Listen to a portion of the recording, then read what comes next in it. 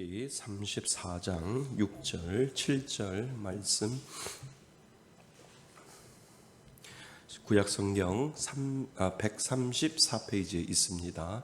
출애굽기 34장 6절 7절 말씀, 우리 다같이 한 목소리로 6절 7절 다같이 한 목소리로 합독합니다. 여호와께서 그의 앞으로 지나시라. 자비롭고 선포하시되 여호와라 여호와라, 자비롭고 은혜롭고 노하기를 더디하고 인자와 진실이 많은 하나님이라. 인자를 천대까지 베풀며 악과 과실과 죄를 용서하리라. 그러나 벌을 면제하지는 아니하시고 아버지의 악행을 자손 3, 4대까지 보응하리라. 아멘. 할렐루야. 네, 하나님의 은혜가 여러분들 가운데 있기를 주님의 이름으로 축원드립니다. 예, 오늘도 우리는 은혜로 살아가는 사람입니다. 하나님이 주시는 그 귀한 은혜를 지키고요, 은혜를 누리면서 살아가는 사람, 그 사람이 바로 믿는 사람이지요. 자, 우리는 하이델베르크 요리문답 11번째 시간을 갖습니다.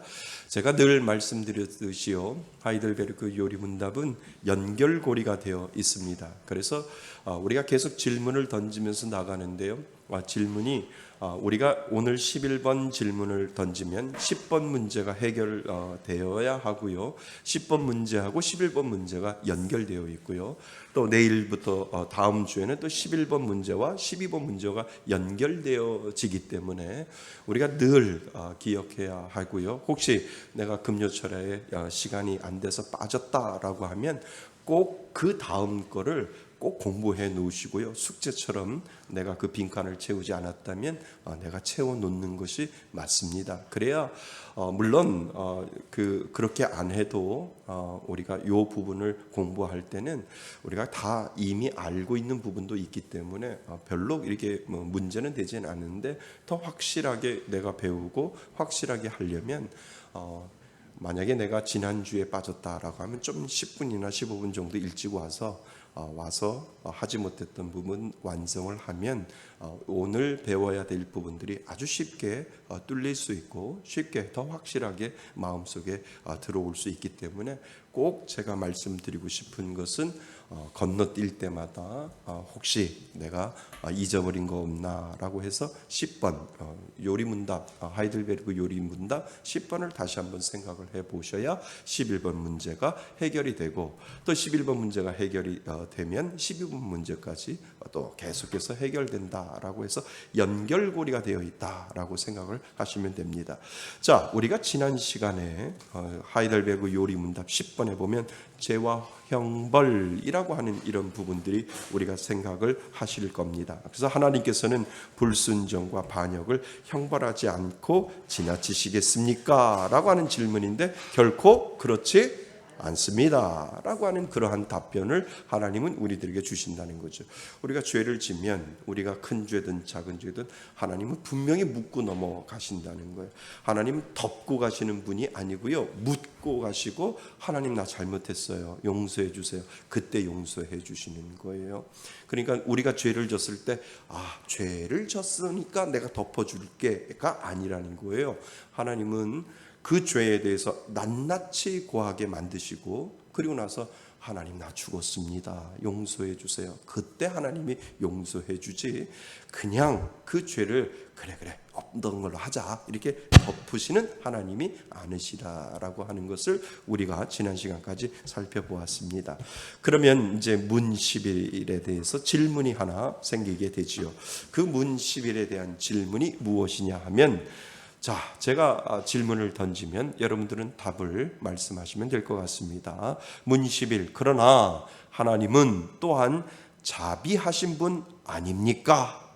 그죠? 벌만 내리시는 분입니까? 아니면 자비하시는 분 아닙니까? 라고 하는 질문입니다. 자, 여러분들 답을 해 주시기 바랍니다. 시작.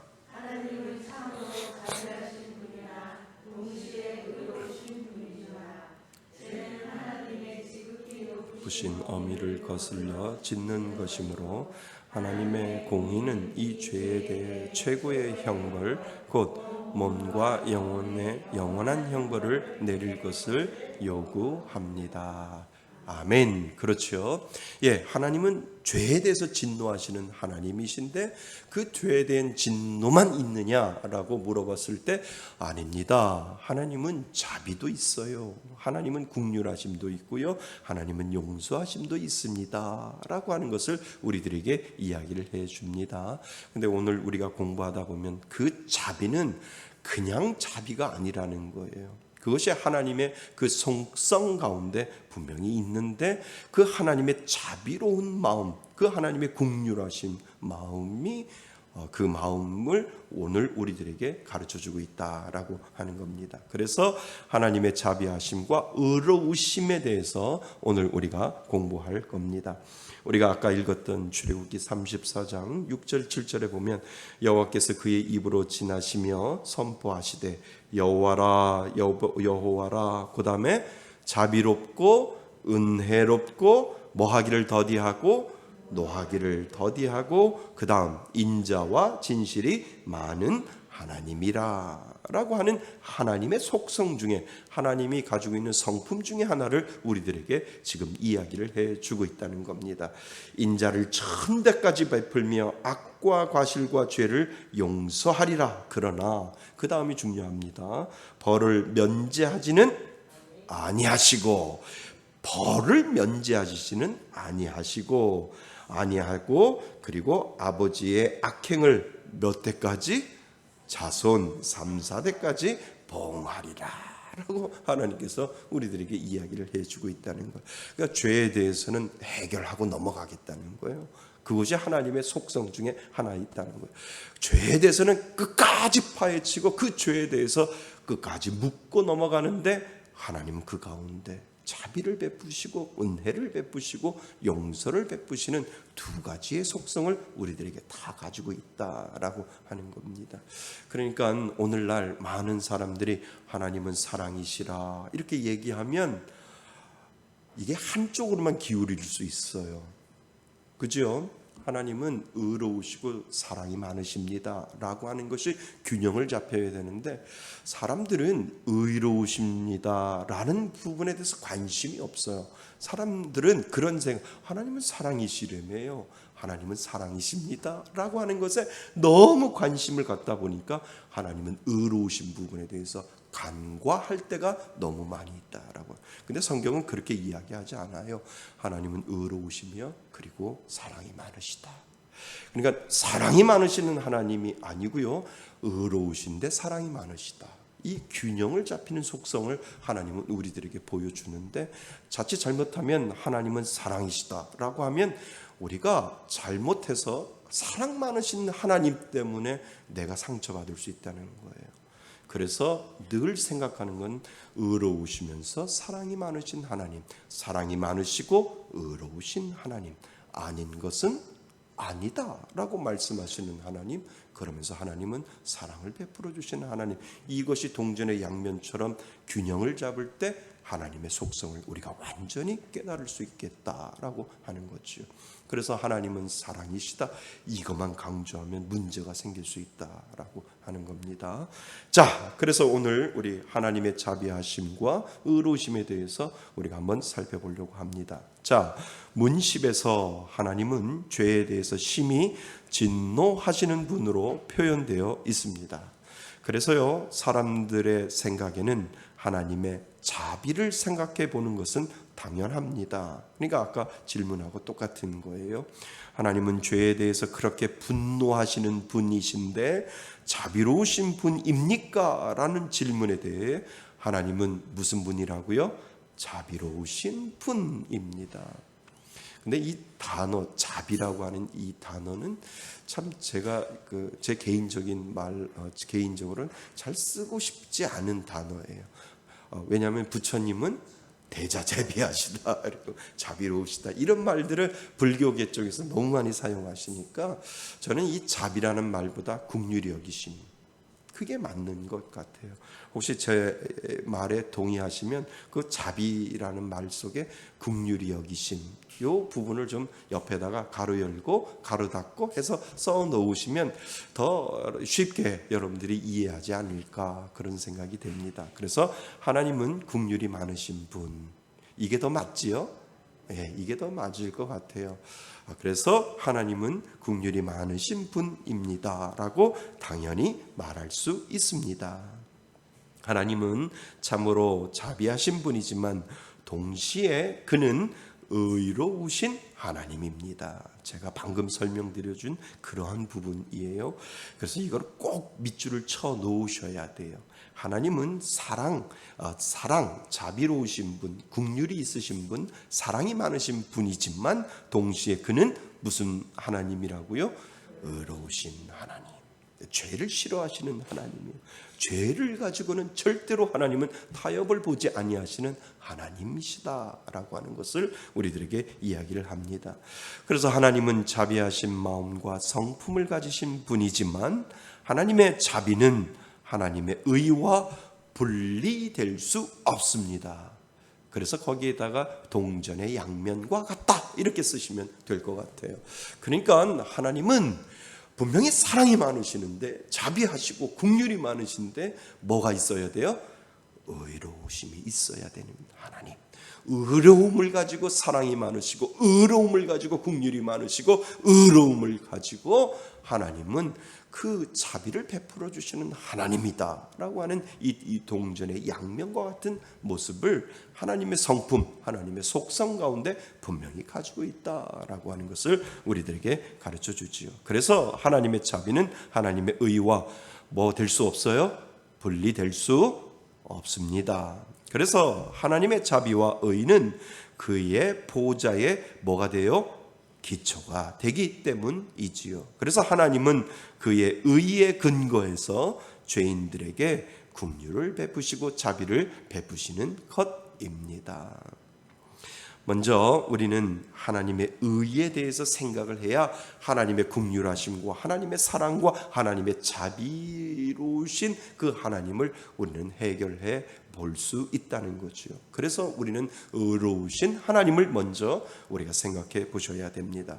그래서 우리는 하나님의 의에 대해서 생각해 보아야 합니다. 구약 성경에서 의라는 말의 문자적인 의미는 곧다라고 하는 뜻입니다. righteousness라고 하는 영어로 해서요.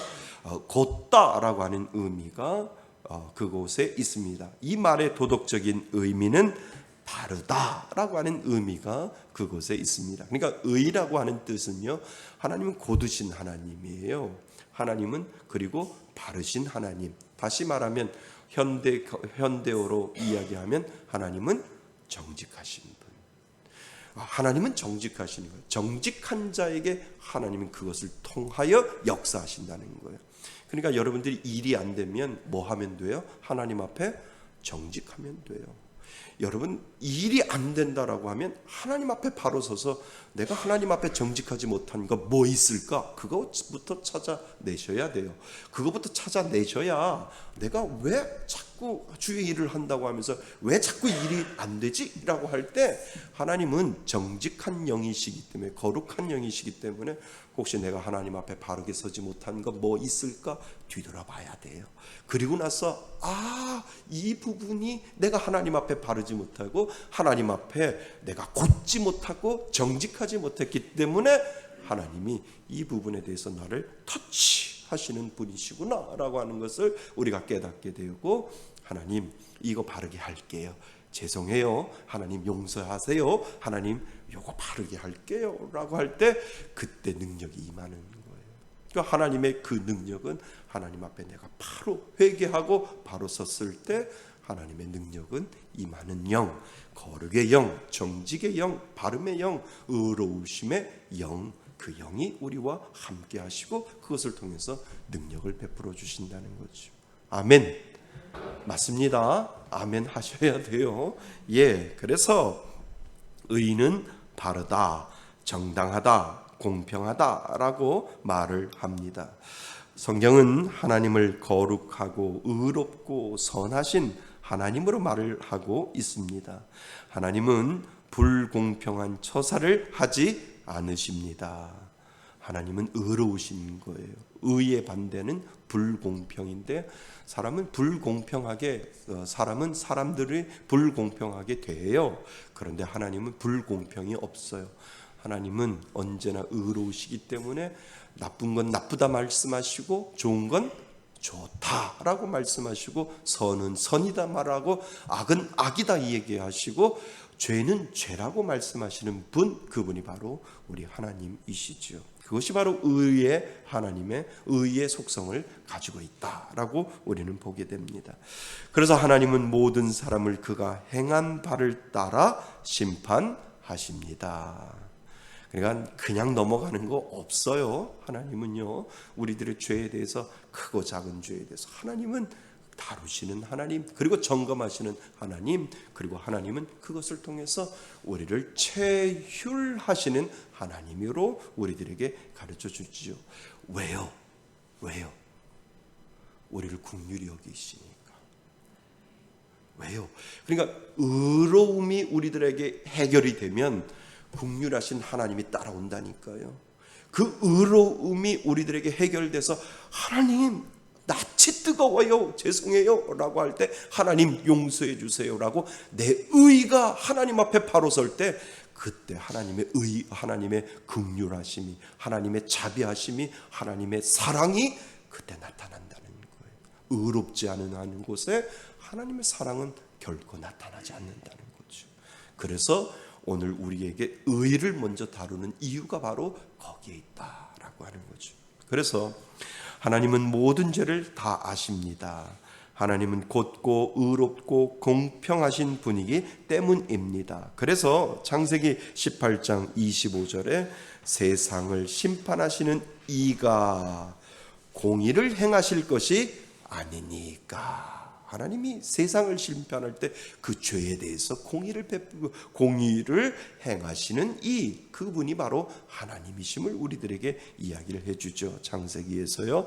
그래서 저가 의로 세계를 판단하시며, 시편 96편 13절에 있습니다. 그러니까 세상을 의로 판단하시는 이 의가 해결되어야 하나님의 자비와 하나님의 사랑과 하나님의 긍휼하심이 분명히 나타난다라고 하나님은 우리들에게 말씀하신다는 거죠. 그래서 구름과 흑암이 그에게 둘렸고 의와 공평이 그 보좌의 기초로다라고 말하는 이유가 바로 거기에 있습니다. 악인이 형통해 보이고 의로운 자가 고난을 당하는 것처럼 보일 때도 인간의 이해를 초월하는 방법으로 하나님은 공의롭고 정당하게 행하시는 것입니다. 우리는 이걸 믿지요. 그죠? 아무리 악인이 잘 돼도 우리는 예수가 없는데 그죠? 아무리 악인이 잘 되고 나보다도 잘 되고 내가 그 악인 때문에 고통을 당해도 우리들 안에 하나님은 믿음을 주셨는데 악인이 잘 돼봐야 도끼인 개끼니야.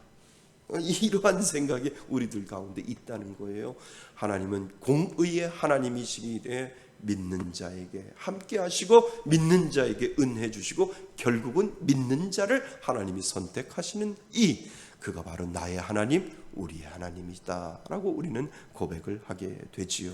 그래서 세상 속에서 악인이 아무리 형통해도 부럽습니까? 안 부러워요. 믿음으로 고백하셔야 돼요. 하나도 안 부러워요. 하나도 안 부러워. 이 믿음의 고백이 하셔야 돼요. 제가 오늘 새벽 설교에도 말씀드렸듯이 여기 우리 교회 이 건물주 사장님이 폐암 2기예요. 그래서 제가 갑자기 제 마음속에 예수를 전해야 되겠다라고 얘기를 해서, 사장님, 이 건물 사장님이 있어도 저 아무것도 안 부러워요. 저희 사장님 폐암 걸린 이유는 예수 믿으라고 하는 거예요. 예수 믿으라고 하는 거예요. 이거 하나님이 어쩌면 사장님 사랑하셔서 폐암 주실 수 있어요. 그것도 4기가 아니고 2기 준 거는 하나님이 너 교회에 임대를 주었어? 이건 뭐 연관되지 않아요, 사장님? 제가 그 얘기를 해요. 아니 많고 많은 태권도장도 들어올 수 있고 학원도 들어올 수 있는데 사장님 마음속에 교회를 준다라고 하는 것은 어쩌면 하나님이 사장님 사랑하실 수도 있어요. 이렇게 말씀을 드렸고요. 그랬더니 목사님 아니나 다를까 제가 3개월 동안 열심히 교회를 다녀봤는데 교회를 가면은 계속 졸아요. 그래서 제가 뭐라고 말씀드린 줄 아세요? 우리 새벽 설교 나오시는 분은 새벽 설교에 들으셨는데 그거 안타까운 거예요. 어떤 사람은요 돈도 없고 지위도 없고 아무것도 없어도 그냥 와서 앉으니까 그냥 눈물 쭉 흘리고 하나님 용서해 주세요. 하나님 내 죄가 다 보여줘요. 하나님 용서해 주세요. 그래서 그냥 예수 믿는 사람이 있어요. 한 번 와서. 근데 사장님 와가지고 여기 와서 여기는 아니고 다른 데 가서 3개월 동안 졸려가지고 꼬잡아가지고 설교가 왜 이렇게 졸아 그거 하나님한테 더 하나님 붙잡아야 돼요. 왜요? 그 양반은 한 번에 왔는데 하나님의 그 선택하심이 있었고 예정하심이 있어서 감사하는데 내가 3개월 동안 다녀봐도 내 안에 그러한 마음이 예수가 믿어지는 그 마음이 없다라고 하면 혹시 나 버린 사람 아닐까라고 하는 그 안타까움을 가지고 하나님 앞에 더 매달려야 돼요. 그거 매달려야 돼요. 매달리지 않으면 혹시 아무리 여기서 돈을 이게 6억을 주고 이 6억을 가지고 이 교회를 사고 돈을 아무리 많이 가져도 아무 소용없어요. 지옥이에요. 지옥. 그랬더니 목사님 무슨 지옥이에요. 내가 하나님이 나를 목사로 만들어 주신 이유가 지옥이에요. 그러니까 한번 붙어보세요. 하나님 앞에. 하나님 혹시 나 이렇게 3개월 동안 이렇게 열심히 했는데도 열심히 안 했지만 열심히 했는데도 예수가 믿어지지 아니하면 혹시 나 버린 거 아닙니까? 라고 그 안타까움이 그 마음속에 있어야 돼요. 그렇게 말씀을 드렸어요. 이거 정말 그렇잖아요.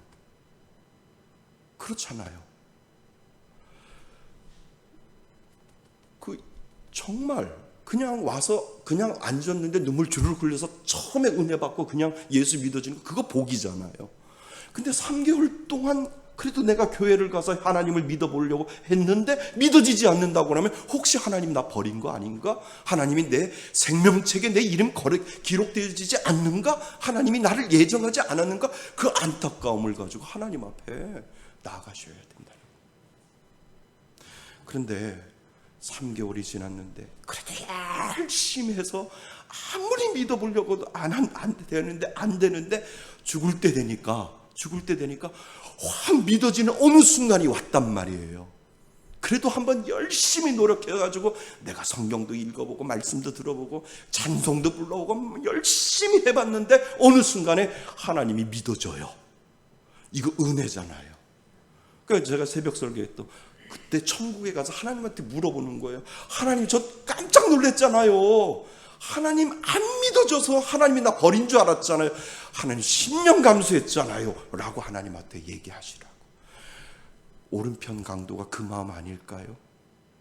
혹시 하나님을 믿고 싶은데 마지막 죽는 순간에 예수가 옆에 있어서 예수님을 믿는 그것을 고백할 때 예수님이 너가 나와 낙원에 이르라고 이야기할 때 아마 그 오른편 강도가 하나님 앞에 가서 그랬을 거 아니에요. 하나님 깜짝 놀랐잖아요. 혹시 나 구원 안 받을 줄 알고.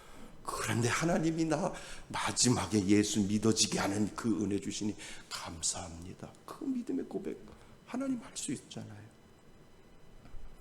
그러니까 예수가 믿어지는 거 복이에요. 예수가 믿어지는 거 복이에요. 아니 왜 예수를 믿어? 몰라요 목사님. 믿어지는 걸 어떻게, 이게 복이라니까요. 근데 3개월 동안 아무리 꼬잡고 해도 설교가 안 들리고 아무리 해도 찬양 소리가 내 마음속에 감동이 안 오는 거 그거 정말이잖아요. 혹시 하나님 나 버린 것 아닐까? 그 마음으로 하나님한테 달라붙어야죠. 더 혹시나. 그런데 그 마음을 모르잖아요. 그래서 제가 여기 이 교회 건물주분한테 우리 장인어른이 나중에 예수 믿는데 왜 예수를 믿느냐고 제가 물어봤더니 죽음이 두려워 라고 하면서 교회 가시더라고요. 사장님, 죽음이 두려울 날이 있어요. 에이 목사님, 그냥 죽으면 끝나. 웃기지 마세요. 저보다도 믿음이 좋아요. 저도 두려울 때, 저도 죽음 그 5분은 두려울 것 같아요. 죽으면 천국 가면 참 좋지만 이렇게 하는 그 5분은 참 두려울 것 같은데 사장님이 괜찮다고요? 웃기지 마세요. 누구나 다 두려운 거예요. 죽음은 그 마지막 숨을 못 쉬는 그 5분은 다 두려운 거예요. 그런데 우리들의 믿음은 5분 후가 영광스럽기 때문에 참는 거죠. 아멘. 5분은 동안 숨을 못 쉬어서 껄떡껄떡 하다가 그냥 딱 죽을 때 하나님 나의 영혼을 받아 주옵소서라고 그 믿음 때문에 우리가 두려움을 내쫓고 살아가는 거지. 모든 사람들은 다 그 5분 동안 숨을 못 쉬는데 고통스러운데 그게 두렵지 않을까요? 두려워요. 그렇지만 믿음이 있는 사람은 하나님 이 5분만 참으면 어디 가요? 하나님 천국 가요. 하나님 내 5분 껄떡거리면서 내가 한번 하나님 나한테 은혜 주셨으니까 그 천국 바라보면서 내가 껄떡거리면서 5분 참다가 하나님 천국 갈게요. 이 믿음의 고백이 우리들한테 있잖아요. 근데 목사님 죽으면 깜깜하고 아무것도 없어요. 아니에요. 그죠? 네, 한번 기대해 보세요. 제가 오늘도 그분한테 말씀 문자를 보냈는데요. 정말 하나님의 사랑이 있으면 조금이라도 깨달아지면 하나님 앞에 나오겠지요. 그래서 제가 누구나 다 죽어요. 폐암이 걸리든 죽든 뭐 해든 죽든 다 죽는데 죽음으로 끝나는 게 아니고 다음 세상이 있어요. 딱 두 길, 천국이냐 지옥이냐. 지옥은 영원한 고통 가운데 있어요. 예수 믿으셔야 돼요. 그래서 하나님이 오수 오늘도 영유에서 나와도 괜찮고 내일도 나와도 하나님이 이분에게 복음 전하라고 말씀하셔서 그런가 보다. 그 마음속에 그런 확신이 있어서 예수 믿어지기를 바랍니다. 그 은혜가 있기를 바랍니다. 예. 그래서 그러한 마음으로 여러분들 전도하셔야 돼요. 전도는 누구를 도와드리는 거예요? 하나님을 도와드리는 거예요. 하나님을. 내가 전도하는 이유가 무엇인지 아세요? 하나님의 내게 주신 이 은혜를 가지고 제가 하나님 도와드리겠습니다. 이 마음으로 하나님을 돕는 마음으로 우리가 오늘도 전도하는 거지요. 이 은혜가 있기를 바랍니다. 예. 자, 그래서요. 하나님이 여기 맞지요? 하나님의 의는 언제나 죄에 대한 심판과 형벌을 요구합니다. 맞지요? 예. 하나님의 의는 언제나 죄에 대한 심판과 형벌을 요구합니다. 우리는 자신의 죄 때문에 영원한 형벌을 받아 마땅한 자임을 깨닫고 인정해야 합니다. 하나님의 심판은 매우 공정하고 정확하며 취소할 수 없는 것입니다. 그죠? 심판은 늘 공정하고 정확하고 뭐 할 수 없어요? 취소할 수 없습니다. 하나님이 불쌍히 여기셔서 하나님의 은혜가 임하기 시작하는 죄인의 마음에는 이러한 일들을 느낄 수 있습니다. 이것이 바로 하나님의 사랑이지요. 그는 하나님의 의로우심과 거룩하심을 경험하게 되는 것입니다. 평생 처음으로 자신을 다른 사람이나 어떤 형편과 비교하지 않고, 그죠? 내가 누구 때문에 교회 안 가? 누구 때문에 예수 믿는 사람들 때문에 내가 교회 안 가? 이런 이야기 안 하고 맨투맨 하나님하고 나 사이의 관계를 다시 한번 생각하게 된다는 거죠. 예수 믿지 않는 사람들이 다 그러잖아요. 다 형편을 따지고 비교하고 다 이야기하잖아요. 아니에요. 그거 상관이 없어요. 예, 하나님과 나 사이의 관계예요. 진생와 독고다이, 인생은 혼자라는 거예요. 부부도 같이 갈 수 없고 하나님과 나와 1대1 관계에서 내가 하나님 믿으면 가는 거고 믿지 않으면 안 가는 그러한 관계 속에 우리는 분명히 있다는 거죠. 그래서 평생청으로 자신을 다른 사람이나 어떤 형편과 비교하지 않고 성령의 조명으로 자신의 마음을 하나님의 거룩한 율법에 비추어 보게 됩니다. 자신을 더 이상 합리화시키지 않고 자신이 죄인인 것과 지옥 영벌을 받아 마땅한 것을 시인하게 됩니다. 이것이 뭐예요? 하나님의 은혜가 오게 될 때, 그러니까 어느 순간에 내 죄가 깨닫게지고 어느 순간에 내가 하나님의 믿어지고 은혜가 내 가운데 있어질 때, 그때 우리는 그 성령이 나를 인도하여 주시는 것을 알게 되는 거죠. 그때 하나님의 의로우심을 뭐하게 되지요? 실감하게 됩니다. 나의 죄를 다루시는 하나님, 나의 죄를 회개케 하시는 하나님, 그리고 내 죄를 하나님께서 인도하여 주시는 하나님을 그때 우리는 알게 됩니다. 그러니까 어떤 분이 저한테 얘기를 해요. 목사님, 아무리 기도해도 3분을 못 넘기겠어요. 어떤 사람은 어떻게 30분을 기도하고 1시간을 기도해요? 나는 3분, 5분 넘기기가 5분 하면 끝나는 그러한 기도가 너무 많은데 더 이상 할 게 없는데, 이렇게 이야기하시는 분이 있어요. 그런데 죄만 회개해도 하루, 죄만 회개해도 하루가 가요. 근데 그 힘이 누구의 힘으로요?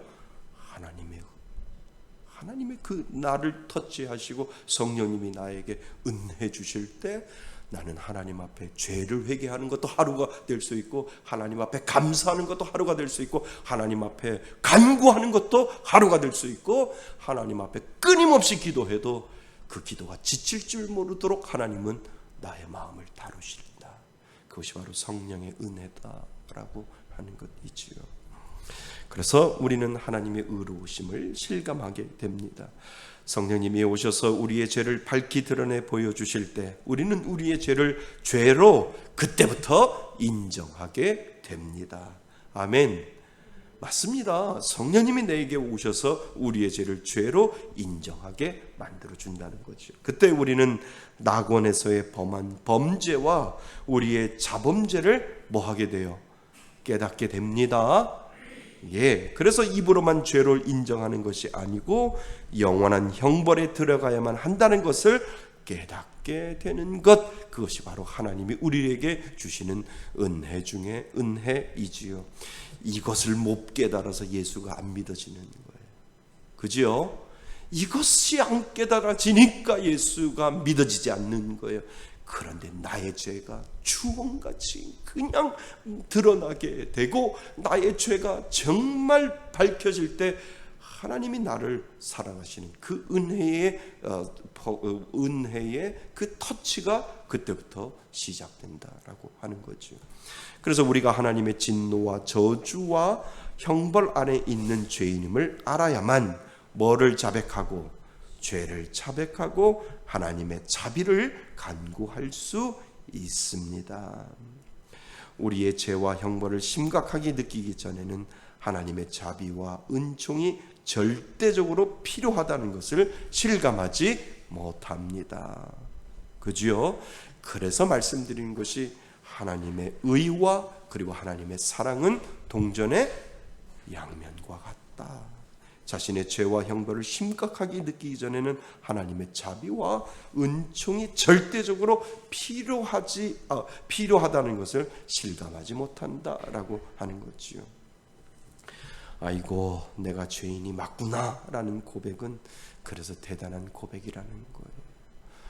여러분, 그 기억나세요? 제가 묻고 싶습니다. 여러분들 지금껏 10년을 믿었던, 20년을 믿었던 하나님을 믿는, 정말 하나님이 내 안에 믿어지는 그 순간은 죄의 고백이 있어야 돼요. 내가 새벽녘이나 금요철에나 그리고 기도원이나 어느 순간에 내가 하나님을 믿는 하나님의 존재라고 한다면, 하나님이 믿어지는 존재라고 한다면 어느 순간에 하나님은 분명히 나의 죄를 다루셨을 거예요. 아멘. 죄 안 다뤘어요? 아니에요. 다뤘을 거예요. 그래야 여러분들이 나 예수 믿습니다라고 하는 이 고백이 있어요. 그 고백이 없으면, 그 죄를 다루지 않았다면 여러분들 헛것이에요. 잘못 앉아 있는 거예요. 분명히 어느 순간에 여러분들의 죄가 주홍같이 붉은 그 죄가 하나님 앞에 까발려진 그 순간이 분명히 있을 거예요. 어떤 사람은 기도원 가서 정말 내 죄가 너무너무 더럽고 냄새나는 그 죄 때문에 그 산속에서 기도하다가 떼굴떼굴 굴러서 그냥 하나님 앞에 나 살려달라고 한 사람 분명히 있을 거고, 하나님 앞에 기도원 그 기도 골방에 들어가서 하나님 나의 죄를 용서해달라고 하나님 앞에 울고 불면서 눈물 콧물 다 흘리면서 하나님 앞에 그 죄 용서의 고백이 분명히 있을 거라는 거죠. 이거 없는 분들을 다시 한번 생각해 보셔야 돼요. 왜요? 하나님은 거룩의 영이라니까요. 의의 영이기 때문에 내 안에 죄가 있으면 하나님은 그 가운데 능력이 나타나지 않아요. 하나님은 그 죄를 다루시기를 먼저 하시기를 원하지, 내가 가지고 있는 하나님의 그 긍휼과 하나님의 사랑을 베푸실 때는 우리의 먼저 죄를 다루신다는 거예요. 저는 믿습니다. 여기에 앉아있는 모든 분들 어느 순간, 젊었을 때든 어느 순간, 하나님을 만나는 그 순간이든 어느 때든지 분명히 그 죄의 고백이 있은 줄 믿습니다. 이 고백이 없으면 아무 소용이 없어요. 그때 하나님은 나에게 은혜로 찾아오고, 그때 하나님은 나에게 긍휼하심으로 찾아오고, 그때 하나님은 나에게 능력을 허락하여 주신다는 거예요. 아멘. 예. 그래서 우리가 그 고백이 얼마나 중요한지요. 자, 그래서요, 하나님은 3페이지, 하나님은 지극히 자비하신 분이며 자비를 좋아하시는 하나님입니다. 아멘. 자비로우신 하나님이시지만 또한 그는 의로우신 분입니다. 우리가 다루었습니다. 하나님은 자비하신 성품 때문에 의로우신 성품을 묵살하지 않습니다. 여기다 밑줄을 쳐 넣으셔야 돼요. 하나님은 자비하신 성품 때문에 의로우신 성품을 묵살하지 않습니다. 하나님은 의로우신 성품을 가져야 그 성품을 통하여 우리들에게 긍휼을 베푸시고 사랑을 베풀어 주시는 하나님, 그 하나님이 우리들에게 다가오고 계신다라고 하는 거죠. 그래서 하나님의 속성들은, 이 두 가지의 속성은 서로 충돌하고 거스른 일이 없이 완전한 뭐를 이루어요? 조화를 이룰 수 있다라고 하는 거죠. 성경은 하나님의 사랑과 의를 균형이 있게 강조하고 있다라고 하는 거죠. 그런데 사람들은 어느 한 속성만 지나치게 강조하고 다른 속성을 강구하는 경향이 있습니다. 우리는 하나님의 의로우심을 깊이 인식해야 하나님의 자비하신 품에 안길 수 있습니다. 그러니까 하나님은 사랑이시라라고 할 때 뭐가 해결되어야 돼요? 의로우신 하나님, 나의 죄를 다루시는 하나님, 나의 죄가 해결되기를 원하시는 하나님, 그것이 이루어져야 하나님은 사랑이시라라고 하는 이 완성된 한 문장을 우리는 이룰 수 있다라고 하는 거죠. 자, 한번 따라해 볼까요? 의로우신 하나님, 사랑 많으신 하나님. 뭐가 먼저일까요? 의로우신 하나님, 이 의를 다루시는 하나님, 이 의가 해결이 되어야 뭐가 많으신 하나님? 사랑 많으신 하나님이 해결이 된다는 거죠. 다시 한번요. 의로우신 하나님, 사랑 많으신 하나님. 이것이 해결되어서 여러분들은 여기에 앉아 있는 줄 믿습니다. 예. 그래서 완전한 조화를 이루고 있습니다. 우리는 하나님의 의로우심을 깊이 인식해야 하나님의 자비로우신 품에 안길 수 있다는 거죠. 그래서 오늘 문 11의 답처럼 죄는 지극히 높으신 하나님의 엄위를 거슬려 짓는 것으로서 하나님의 공의는 이 죄에 대해 최고의 형벌, 그러니까 하나님의 공의가 있다는 거죠. 최고의 형벌, 곧 몸과 영혼의 영원한 형벌을 내릴 것을 요구합니다 라고 하는 거죠. 그래서 죄의 형벌은 두 가지가 있다는 거예요. 죄의 형벌은요, 내적인 형벌이 있는데 이 내적인 형벌은 마음이 어두워지고, 그지요? 굳어지고, 그리고 마귀의 시험을 받아 넘어가는 것 등이 내적인, 우리들의 마음속에 있는 내적인 형벌이 그 가운데. 그러니까 죄를 지면 그 가운데 우리가 평안이 있어요? 없어요. 죄를 지면 그 가운데 평안이 없기 때문에 마음이 어두워지고 굳어지고 마귀의 시험에서 넘어가는 것처럼 그렇게 어두운 그러한 형벌을 우리들의 마음속에 하나님 그 형벌을 내려주시고, 그리고 외적인 형벌로는 뭐가 병들고 몸이 병들고 명예가 실추되고 관계가 깨어지는 것과 가난과 고통 등이 있습니다. 근데 이게 모든 것이 아니라는 거죠. 하나님 때로는 훈련시키기 위하여 고통도 주시고 가난도 주시지만 그 형벌 중에 하나가, 외적인 형벌 중에 하나가 병들게 하고, 그지요? 그 다음에 명예가 실추되고 관계가 깨어지고 가난과 고통이 분명히 하나님의 형벌 가운데 분명히 있다라고 하는 거죠. 그러니까 이 말 조심하셔야 돼요. 그러니까 누가 가난하고 누가 고통당하고 누가 병 걸려서 문제가 있으면 하나님이 그거 회개하라고 그러는 거야, 이런 말 함부로 하시지 말고 기도해 주세요. 그거 도리어 더 상처가 돼요. 그러니까 믿는 사람은 알아요. 혹시 내가 하나님 앞에 바로 서지 못했던 거 뭐 없을까? 하나님 앞에 죄 짓는 거 없을까? 내가 아프면 그런 마음이 들어요. 때로는 하나님이 나를 훈련시키기 위하여 병을 주실 수도 있어요. 죄 때문이 아니라니까요. 욥도 그렇잖아요. 욥이 죄 때문에 그렇게 고난을 당하는 게 아니잖아요. 하나님의 훈련의 방법이에요. 그러니까 여러 가지로 생각할 수 있는데 우리의 실수는 누가 아프거나 가난하거나 손해보거나 그러면 그 죄 회개해야 돼요 라고 하면 그런 말 하지 마세요. 그게 상처받아요. 상처. 그거는 믿는 사람은 알아요. 믿는 사람은 알고요. 그리고 하나님은 여러 가지 방법으로 병을 주셔요. 훈련시키기 위하여, 더 축복하기, 하나님의 복 내려주시기 위하여, 그리고 나의 죄를 회개케 하기 위하여 여러 가지 방법으로 육신적인 질병과 가난과 고통과 억울한 일을 하나님이 그 훈련시켜주는 방법 중에 하나라고 하는 거예요.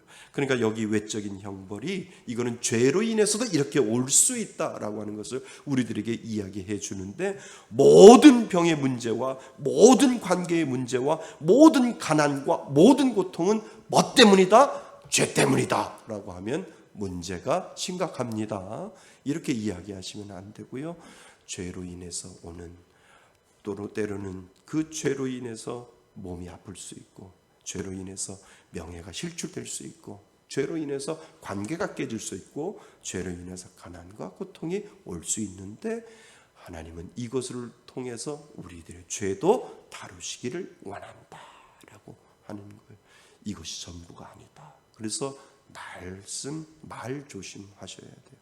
우리 교회가 아닌데 다른 부분인데 아프다라고 하니까 자꾸 병이 아파서 그러니까 당신 회개해야 됩니다. 그래서 무슨 이런 얘기 하시면 안 돼요. 상처받아요. 상처. 여러 가지 방법이에요. 하나님이 몸을 다루시거나 가난을 다루시거나 고통을 다루시는 이유는 여러 가지가 있다라고 여러분들이 그렇게 해석하시는데, 오늘 이 얘기했다고 해서 이 얘기가 다가 아니다라고 하는 거예요. 그렇지만 죄에 대해서도 하나님은 몸과 그리고 명예와 그리고 가난과 고통으로 다루시면서 깨닫고 돌아오시기를 하나님은 기다리고 계신다라고 하는 것이죠. 자, 그래서 하나님은 그의 의를 실행하실 때 그리스도 안에 있는 그의 자녀들에게도, 그리스도 밖에 있는 믿지 않는 자들에게도 하듯이 똑같이 형벌한다고 생각하시는지요?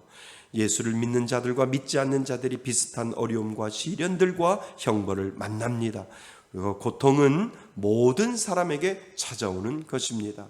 시편 73편에서 말하고 있는 것처럼 이 세상의 악인이 의인보다 더 형통하고 편안한 경우가 많이 있지요.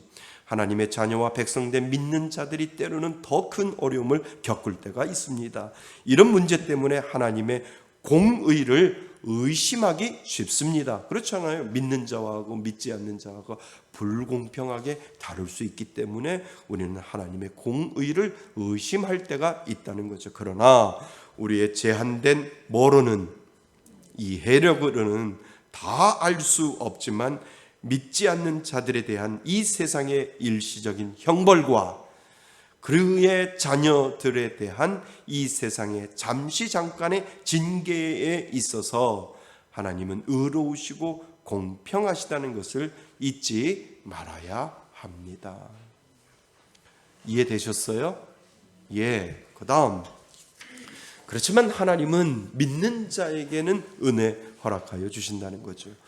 하나 그리스도 안에 있는 자들에게는 정죄함. 이 정죄함이 뭐예요? 너는 영원한 죄를 받았다라고 하는 그 정죄함.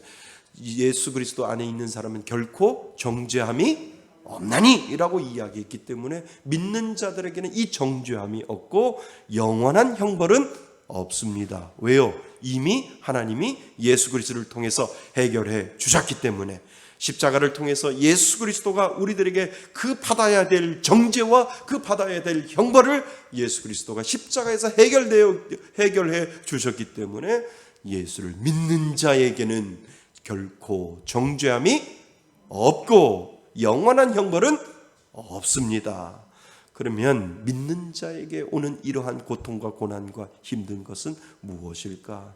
그리스도께서 갈보리 십자가에서 우리를 대신하여 우리의 죄값을 완전히 치루어 주셨기 때문에 영원한 형벌은 없습니다. 아멘. 예. 그리스도인들이 이 세상에서 만나는 여러 가지 어려움과 고통은 형벌이 아니고, 잘 보세요, 시험이고 징계인 것입니다. 그러니까 우리 믿는 자에게는 하나님의 징계가 있어요. 뭐 때문에? 죄 때문에 징계가 있어서 아프기도 하고, 그리고 가난하기도 하고, 손해보기도 하고, 문제가 생길 수도 있고, 관계가 깨어질 수 있어요. 그 중에 하나가 뭐 때문에? 죄 때문에 그럴 수도 있다라고 하는 거죠. 그래서 우리가 받는 것은 정죄와 형벌이 아니라 하나님은 우리를 통해서 뭐 하시고? 시험하시고, 여기다 동그라미 치시고요, 시험이고 그리고 징계인 것입니다. 아멘. 예. 그러므로 히브리서 12장에서 하나님의 자녀된 우리가 징계를 받을 때 그 징계를 가볍게 여겨서도 안 되고, 그리고 그 징계의 고통 때문에, 잘 보세요, 낙심해서도 안 된다고 했습니다. 자, 밑에 히브리서 12장 5절 말씀 밑에 적혀 있습니다. 한번 큰 소리로 읽어보겠습니다. 시작. 또 이 아들들에게 권하는 것 같이 너희에게 권면하신 말씀도 잊었도다. 일러스되 내 아들아, 주의 징계를 경히 여기지 말며 그에게 꾸지람을 받을 때 낙심하지 말라. 왜 낙심하지 말라고 했을까요? 믿는 자들에게 징계가 오고 그리고 시험이 왔을 때 왜 낙심하지 말라고요? 하나님의 사랑의 표현이라는 거예요. 나 너 사랑하기 때문에 너 죄 있는 꼴 못 봐, 죄 짓는 꼴 못 봐 라고 하나님께서 말씀하시고, 나는 너를 의로운 존재로 만들었으니까 그 의로운 존재로 만들어 놓았을 때 나의 사랑과 나의 긍휼하심과 나의 자비가 너에게 임할 거야 라고 하나님께서 이미 마지막 결론을 내려주셨기 때문에 낙심하지 마세요. 당하는 모든 징계는 하나님의 사랑으로부터 시작된 겁니다 라고 하는 이 고백을 우리가 하기 때문에 그렇다는 거죠. 아멘. 네. 그래서 그 징계를 가볍게 여기는 것도 문제이지만 그것 때문에 낙심할 필요가 없어요. 그것은 모두 다 무엇 안에 있어요? 하나님의 사랑 가운데 있다. 누구에게? 믿는 자에게. 여러분 예수 믿으시지요? 예, 그 믿는 자에게 하나님은 그 은혜를 주셨다라고 하는 거죠. 자, 아멘. 결론. 하나님의 자비를 알기 위해서는 그분의 의로움을 먼저 알아야 합니다. 자, 우리 공부했습니다. 죄에 대해서 철저하게 의를 다루시는 하나님은 우리가 죄와 형벌을 심각하게 느끼기 전에는 하나님의 자비와 은총이 절대적으로 필요하다는 것을 실감하지 못하기 때문이지요. 하나님은 사랑과 의를 균형 있게 강조하시고 결코 이것은 충돌하지 않은 하나님의 속성입니다. 우리가 배웠습니다. 믿지 않는 자는 형벌이요 믿는 자는 예수로 인하여 영원한 형벌을 받지 않고 하나님의 무엇을 통해? 징계를 통해 더욱 하나님의 사람으로, 이게 중요해요. 성화되어 갑니다. 아멘. 우리는 성화되어 갑니다. 하나님의 성령의 은혜로 이끌림 받아요. 우리는 그 성화되어 가는 그 과정에 분명히 있다는 거죠. 그러니까 우리에게 오는 이 징계는 훈련이에요. 우리에게 오는 이 시험은 훈련이에요. 그래서 한 단계를 뛰어넘으면 하나님이 뭐라고 얘기해요? 도장 찍어줘요. 도장 찍어줘요. 카톡 강독처럼 하나님이 도장 찍어줘요. 일수를 찍어주는데 통과. 이야, 내가 너한테 이거 훈련시켰는데 잘 통과했네. 통과라고 하나님께서 도장 찍어줘요. 천국 가면 일수도장 있어요. 야, 김 목사, 내가 이거 훈련시켰는데 이것도 통과. 도장 받았어? 도장 보여주고. 내가 이거 훈련시켰는데 이것도 도장 받았네. 내가 이거 훈련시켰는데 이것도 받았네. 저만 있는 게 아니라 여러분들에게도 분명히 있을 거라는 거예요. 하나님이 도장을 쫙 보여주면서, 야, 너 예수 믿을 때부터 시작해서 내가 너 사실 너 훈련시킨 거야. 훈련시켰는데 내가 통과될 때마다 너 오면 보여주려고 다 도장 찍어놨다. 참 잘했어요 라고 하나님이 도장 보여주신다는 거죠. 아멘도 안 하시네. 아멘 하셔야 됩니다. 예. 그래서 우리가 천국 가서 하나님이 보여주시는 그 도장 우리가 다 볼 수 있기를 바랍니다. 그래서 하나님의 그 자비로우심과 의로우심이 분명히 저와 여러분들에게 있기를 바랍니다. 그 은혜로 하나님 앞에 늘 바로 서 나가며 하나님을 사랑하는 저와 여러분이 되시기를 주님의 이름으로 축원드립니다. 아멘.